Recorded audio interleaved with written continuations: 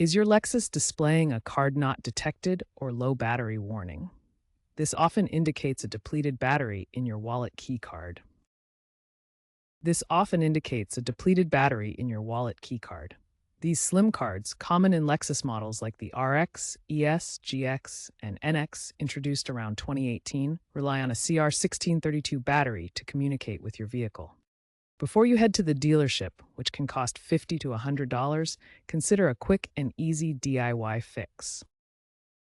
All you will need is a CR1632 battery that is rated at 3 volts, 120 milliamp-hours capacity, a small Phillips head screwdriver, and a plastic pry tool.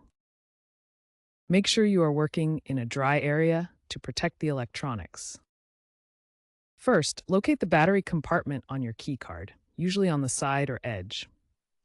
Carefully use the plastic pry tool to open the compartment, avoiding metal tools to prevent damage.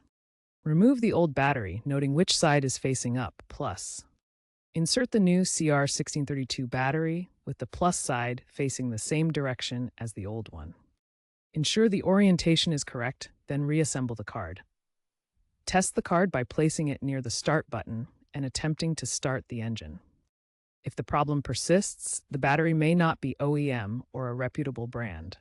If issues continue, consult a Lexus dealership for potential immobilizer reprogramming or software issues.